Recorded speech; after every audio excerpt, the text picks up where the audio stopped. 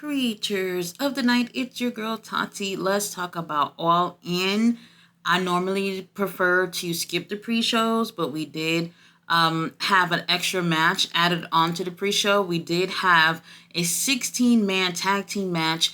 We had Kip Sapien, Tommy Billington, Rocky Romero, Kyle Fletcher with the baby faces, Action Andretti, Top Flight, Leo Rush. They went against Jay Lethal, Satnam Singh, Anthony Ogogo, Private Party, John Silver, Alex Reynolds, and Arya Davari, who I thought was Ricochet for a couple of minutes. The babyface team ended up taking the win.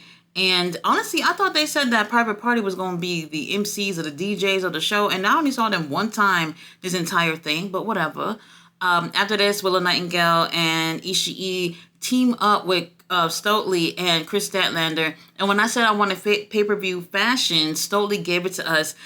He had the Michael Jackson Remember the Time outfit on, and it was absolutely insane. You guys already know Stoltz and Statlander took the L on this one. Then to wrap up not to wrap up the pre-show, we actually had Dustin Rhodes, Sammy Guevara, the Von Erichs, and Shibata. They teamed up to go against the Cage of Agony in the Undisputed Kingdom. And y'all already know Brian Cage, his whole thing with X-Men or whatever, he always have like that Wolverine 90s X-Men look or whatever. And then here comes Sammy Guevara wearing the same damn motherfucking outfit. What's wrong with you? You already know that Brian Cage is going to give us that, but you come out there with the same thing. And Brian made it a point to whoop his ass throughout that whole match, because why are you showing up to the party wearing the same outfit as me? Anyway, what's new? The heels take the L here, and I'm not happy about it. Matt Taven once again taking the L for the team. Not happy. Now, they did make me happy closing the pre-show when they had Saraya came out with the entire Night family. They all come out there, and she's upset that she doesn't have a match. And I knew she wasn't going to have a match because she has on, like, her bra that she's wearing has spikes on it. And as somebody who wears spikes, I can tell you there's no way you will be wrestling with spiked bra. No way. Now, she comes out and she's upset. Harley Cameron's over here screaming in our ears and everything. And to shut her up, here comes our girl. Jamie Hayter returns, and she looks great. Everybody kept talking about Becky Lynch. Jamie Hayter actually gave us the orange hair instead. She absolutely great. And, I do see something happening between the two of them. Now, the pop she got was just absolutely tremendous. So happy to see our girl Jamie back. But then, again, that kind of spoiled things for me in terms of DMD versus CEO, because I felt like if we see her now, maybe we won't see her during that match. Either way, the pre-show, it's on YouTube. Y'all can go check that out. It wasn't all that. But Jamie's back, and I couldn't be happier about it. All right, so to start off the show, during the pre-show, like that last few minutes, they had the entrances to the London's ladder match for the trios titles. We had, BCC and Pac versus the Patriarchy versus the Bang Bang Gang and versus House of Black. House of Black entrance was just amazing. They look absolutely beautiful. Oh my God, these are just so beautiful, man. I absolutely love their entrance. By the time the match was getting ready to start, the pre-show was over and everybody switched on over to wherever they get their little pay-per-view from. This was a pretty good match to start off. I think a lot of people thought that the gauntlet match would have start off the pay-per-view, but that wasn't the case. And, interesting. The tables they have in the UK, garbage. They're garbage. I don't even know what it is with these tables. I'm not feeling it. Tony called the next time y'all go over to the UK, take your own damn tables. That made in USA table, that made in China tables. Take those, because those tables over there are just so flimsy. It's just really, really weird. The wind blows and they knock down. I don't like it. They had a whole bunch of baby ladders in the ring and one really, really tall ladder that in a way kind of surpassed where the titles were hanging from. It was really interesting. Good match to start off the pay-per-view. Was I surprised? Not necessarily that Blackpool Combat Club and Pac took the win. I think they just did it so Pac can have a moment in the UK. I'm not a fan of doing things that almost don't make sense just because somebody's in their hometown or home country or whatever. If you wanted it to make sense, you had time building up towards the pay-per-view. We knew about y'all had the tickets on sale since last year, okay? If you wanted Pac to have a moment at the pay-per-view, you should have built it up so that he can have that moment, not last second put this trios together just so Pac can have his little moment in the UK. They take the win. I am excited to see Claudio, not only won the CMLL Grand Prix the other day, he came out with his big trophy, but also winning titles as well with Wheeler Yuta and Pac. We'll see how that team go for now. Now, after this, very surprised to see Mariah May versus Timeless Toni Storm come next. Look, I'm going to put it this way. Some people, they probably just don't care as much as I do, but I do feel like from a booking standpoint, if in terms of the order of the show, I think that really does matter. This have been probably AEW's most strongest storyline that they've had the past few months. And in my opinions, in terms of hierarchy with the titles, the women's title is more important than the TBS title. Y'all can fight me on it. I'm telling you I'm right, and that's what it is. So I kind of felt a little blindsided by seeing this come second. And the match was great. Mariah May slaps her mom, who is sitting ringside watching. And I just like, oh, okay, we going for that type of heat. Now, as strong as the storyline has been between them, my money was still on Toni Storm because, she has had a strong character. She's put in a lot of work. I personally did not want to see Mariah May win because I felt like since Mariah had turned on Toni, that she hasn't necessarily been Mariah May, that she's still kind of being Toni Storm. And I was like, if she were to win the title, I would prefer her win it when she's just herself. Absolutely the glamour Mariah May. Mariah ends up taking the win, which was very surprising to, I'm sure, a lot of people. I don't want to say it was a bad choice, but, I necessarily just wasn't happy with it. And this also kind of felt like the UK girl taking the win. And I'm just like, I hope this is not a trend for the rest of the night, if you know what I mean. Congrats to Mariah. She did say that she was going to take naked pictures if she won the titles. So y'all be on the lookout for that if you care. After this, they bored the hell out of me with the LTW title on the line. Chris Jericho versus Hook. Hook took the win. Hook had even more kinesio tape over his eye. We even had a point where Taz got off his damn seat, okay? And I was just like, has hell froze over? Taz is up? Okay. It was interesting. Very interesting. I can't say that I actually liked it. But I'm just hoping that this whole shit is over. I am hoping this whole thing is over. I can't take it. FTW rules match, I was actually expecting maybe Samoa Joe, maybe Shibata. I don't know if Hook got any other friends. For somebody to come out in defense of Hook, because we did have Big Bill and Brian Cage. They were all up in that match. And since it's an FTW rules match, there's nothing the referee can do. So this was pretty much 3-on-1 until we had Papa Taz do a thing or two ringside. So, it was okay. But please, this shit, we're done. We're so fucking over it. AEW tag titles on the line. We had the Young Bucks versus FTR versus the Acclaimed. And let's just be real. The most over person in that match wasn't even in the match. Daddy Ass, they are cheering for him. You probably could have heard it in fucking Spain. That's how loud they were for Daddy Ass. And I'm just like, he's not even in the match. The match, okay. It was all right. I think a lot of us are kind of over it in terms of we want to see new things. We want to see other tag teams being able to be in spots like this. If next year All In, FTR or the Young Bucks are in the match, I am absolutely, I don't know what we're doing. There's something wrong if it's the same people that's going to just be on these cards, especially for the biggest pay-per-view. I think a lot of people might be turned off about that. For me, I did predict that the Young Bucks would retain, and they did.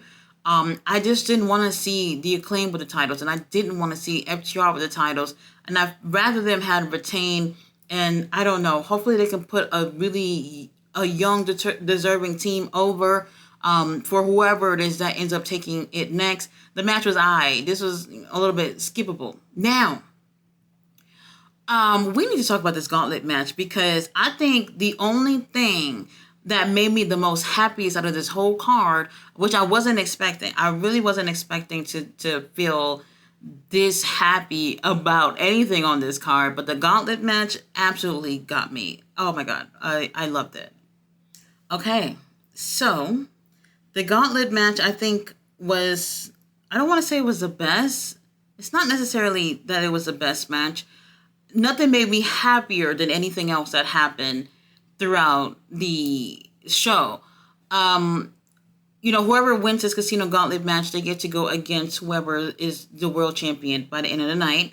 And there's a contract. The referee does end up holding up the contract in the beginning of the match. So whoever it is, I guess they cashes it in. We started off with Orange Cassidy. His bitch ass did win the opportunity to be first. So he's in, and he starts off with Okada. And, I haven't really paid attention to how often somebody was coming out, but I think at times they switched up the times, because some people came out, like, as soon as someone else was already just got into the ring. It was weird. But you guys, so Okada, Orange Cassidy, they're doing something in there, and then boom, music hits. And it's Nigel McGuinness. And I was just like, holy shit, I couldn't believe it. Then when they put the camera on him, I was just like, oh my God, he's in gear. He's ready to wrestle. I couldn't believe it. So then he makes it to the ring. And for me, as excited as I was just like, wait, let me see if they'll do something to knock him out and he'll be knocked out for the rest of the match or some shit. But he actually wrestled throughout the whole thing. Oh my God, I was so fucking emotional. Like, I was really, really emotional. Y'all know the other, like a week or two ago, I went to Nigel's show, and, he did talk about how, he's been, on the shelf and hasn't been wrestling for a really long time, over 10 years, not being in the ring. And I was just like, oh my God, this is absolutely insane. And to see him here, I was absolutely emotional. After this, Kyle O'Reilly, Nigel McGuinness in the ring. This was just giving me Ring of Honor vibes, and I was freaking just, I took, this match was a nostalgic trip for me, okay? So I was so happy to see these two there. And then the fifth person to come in, who was it? My boy, Zack Sabre Jr. And I was just like, Tony Khan did this for me. Okay, that's exactly what it felt like. Like, Tony Khan did this whole thing for me. Roderick Strong was there. Luchasaurus was there. Who else was there? I don't, for whatever reason, I'm just kind of blanking out, because like some of my favorites were there. Mark Briscoe was there. There was a little bit of an alliance sort of with Mark and Orange Cassidy and Kyle. And I was just like, I expected this. I did expect this. But this was a really great match. I thought we was going to see like Beast Mortos and them. A lot of people that was in this match were a lot of technical wrestlers. And you guys know I love technical wrestling. I love technical wrestlers. So for me, I felt like Tony Khan did this for me. But what was very interesting was Luchasaurus came out last. And who came out before was, hold on, I forgot. Ricochet. Ricochet has made his AEW, how can I forget that? He made his AEW debut. I know a lot of people were surprised to see that, and maybe some people are not surprised because, the rumors been going around or whatever, but he came out, and I was just like, there you go. There you go. You wanted to be somewhere where, obviously, we're the best wrestlers, so here we are. He came out there and he did his thing. The possibilities of all these guys that were in the ring were just absolutely insane. And I was just like, oh my God, Tony Khan, he did this for me. And I really feel like he did. Now, our stepdaddy was actually in this. And I was just like, oh, okay, well, sure, why not? I don't mind seeing you twice in one night. And, he comes out there and he's doing his thing, but I wasn't really expecting anything of it. And then Luchasaurus comes out last, and you thinking that Luchasaurus was going to be like, man, I am going to win this thing. I want me a opportunity to get the world title. But instead, he helps Christian win the gauntlet match. Man, Hangman was there. Hangman was unhinged in this match. And I think everybody was expecting Hangman to win. And that didn't happen. So once again, Hangman got swerved. No pun intended. And Hangman, I don't know what's going to happen. But we have our stepdaddy who has won the contract. And I think a lot of people are feeling some type of way because Luchasaurus is still doing this stupid stuff. And we're over it. But congrats to our stepdaddy Christian. All right. We had the AEW American Championship on the line. Maxwell Jacob Freeman versus Will Ospreay. And I have to say this. Y'all know the whole American title thing was so that they could bring nuclear heat to the UK with, MJF being this pro-American person and just being so annoying. And it's just that when he got out there was no heat. There was really no heat. People were singing along to the song. They're cheering for him. They're making so much noise. They love him no matter what he does. And it was just like, so this whole American thing, I don't want to say failed, but the assignment, it just didn't work out, I think, the way that they thought it was going to work out. Another really great match that they put on. I kept thinking that it would probably be best case scenario that they would have had a stipulation because we already pretty much got an Iron Man match out of these two like a month ago. So I was expecting something else.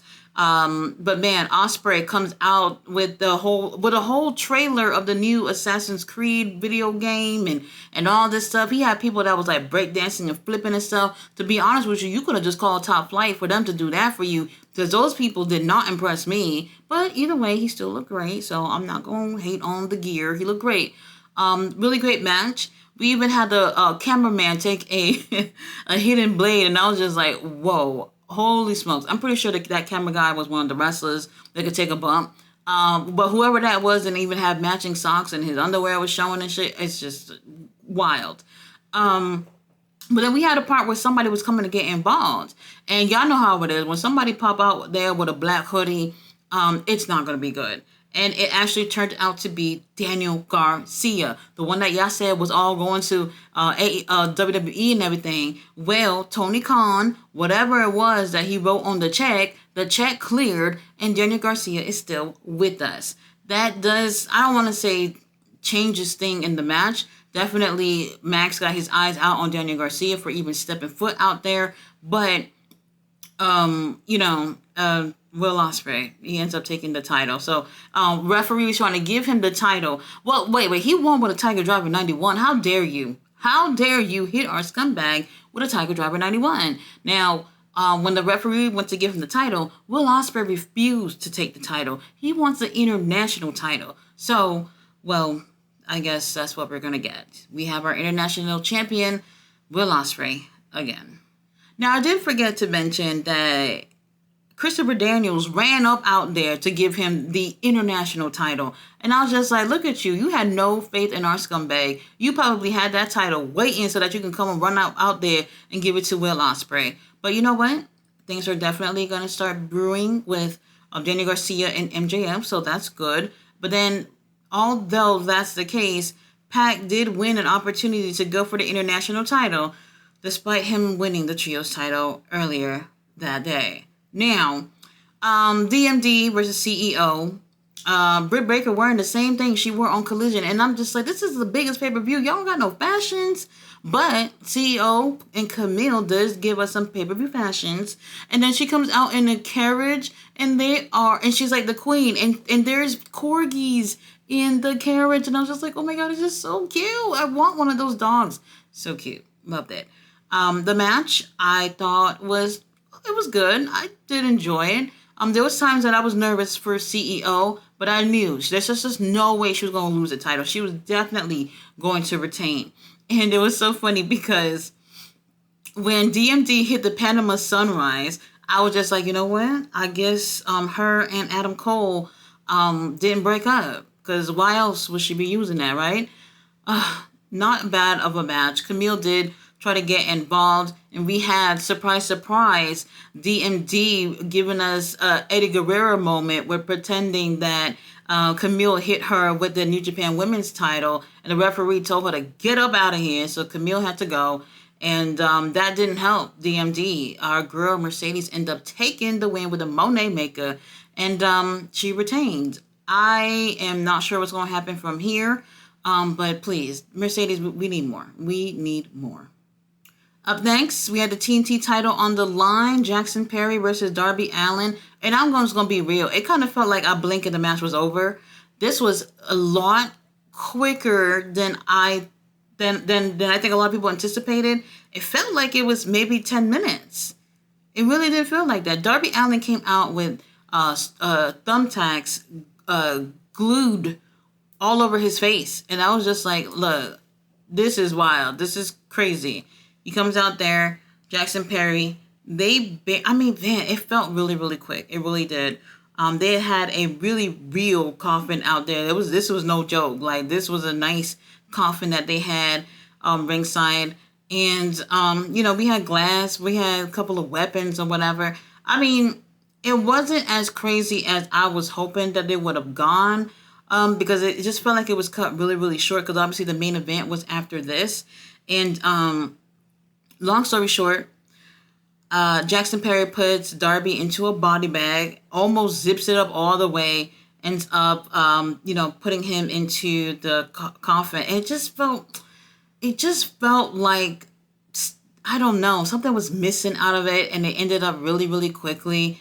And he ended up, I think, kicking his face just to make sure that Darby stayed down in that coffin. And then that was pretty much it. And I was just like, oh, okay. But then the Young Bucks come out, and they come out with gasoline, and they're putting it all over the body bag, all over the coffin. And then here is Jackson Perry with his lighter to light it on up. And then the lights go out, and it sting. And at first I was just like, I know y'all didn't bother Sting to come out of retirement to come participate in this foolishness. Sting didn't really have to hurt nobody, to be honest with you. He came out there and everybody just scattered like flies. And it was great to see him over there. As long as he don't come out of retirement to be fighting and stuff, then that's good enough for me. I'm glad Jackson Perry retained because I think that was best case scenario. I do hope that since this might be done with him and Darby Allin, I hope we get to see a real run out of Jackson Perry.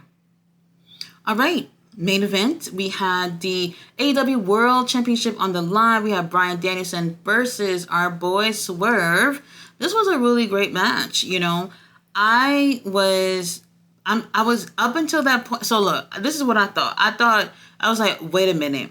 I was very undecisive about who was going to win up until Nigel McGuinness got in that ring. And I said, there's no way. There is no way Danielson is going to hang up the boots. And then we have Nigel putting it back on the same night. And I was just like, holy moly, there's just no way. That right there felt like a confirmation for me. I don't know about the best of y'all, but for me, I felt like that confirmed it in terms of if Danielson was going to win or lose. I knew he was going to win after seeing Nigel. They gave us a really great match. And I really feel like Swerve really amped it up with being a heel in this match. Because I know a lot of people, I think lately he's been more of a tweener, but more people are really wanting to see Bryan Danielson take his first ever championship in AEW. So, he really has to play into that role. Prince Nana as well. Man, I'm telling you, man, they look so great. They came in with the pay-per-view fashions. We have Bree, Birdie, I forgot the little boy's name. They were sitting there ringside, and it was great to see his family out there. Bryan was leaking for no reason, okay? They gave him I forgot what Swerve did, but he ended up hitting the back of his neck onto the bell. And then all of a sudden he's bleeding on his forehead. Like, where did that come from? It was weird. It was weird, but whatever. We'll take it. And man, it was great. It was great. When Swerve hit that house call on him, I was just like, this is it. I honestly felt like this was it. And unfortunately, that wasn't the case. Danielson takes the win via submission. And I have to say, I was very disappointed about Swerve tapping. This should have been a situation where Hangman, I forgot to say, Hangman came out. Didn't get a chance to do anything because the use of security guards were useful this time, and make sure he did not do anything. It was a minor distraction, but the match how went on without any problem. So Hangman being there kind of didn't do anything in terms of being the reason why Swerve wasn't able to retain. And I don't know. That story is definitely going to continue with the both of them, but I just felt like because there wasn't that distraction, did nothing for Swerve in that match, that Swerve should have ended his title reign much stronger by just passing out and not being able to tap or not being able to say I quit. I feel like in situations like that, you look more stronger when it's more of a your body just gave out rather than you being the one to say I give up or tapping to give up. I would have preferred for it to have ended that way. Danielson win. Everybody and their mama is happy about it, and I'm happy for him too. But I do recognize that this would have been a huge opportunity for Swerve if Swerve had retained. This would have been a tremendous for him. Congratulations to Swerve though, because I'm pretty sure when he was let go by WWE that he didn't dream any of this would even happen. And man, he has definitely made a name for himself, and I know we're proud of him. And we're also proud of Danielson for winning this title. I don't know what's going to happen from here, but man, I am excited. There were quite a few title changes, and on my review, I said there will be no title changes. So y'all know I was wrong with the predictions for a lot of it. But the show, I think it was a good show. It's not their best, and nobody's going to say that it was their best, but I just felt like what ruined it for me a little bit was the order of some of these matches. Like, it's really, really important for these shows to flow a certain type of way. And I think that, that kind of put things down a little bit for some people in terms of how the show played out. When it comes to wrestling, I kind of don't necessarily just watch as a fan. I just be a little more critical and analyze things from a booker standpoint. And for me, I felt like it could have felt like a better show had things happened differently. But congratulations for everyone who won today. I don't want to see that FTW title no more. I'm over it. It's not an official title. Get rid of it and find something for Hook to do because we're over it. If you didn't see the pay-per-view, go see it. It was, it was a good few hours to spend on a Sunday evening. Man, Ricochet is in AEW. All the possibilities of matches that we can have, I'm excited. Absolutely excited. Well, if you didn't see it, go ahead and check it out. I'll be back on Wednesday with Dynamite. I'll see you guys then. Bye.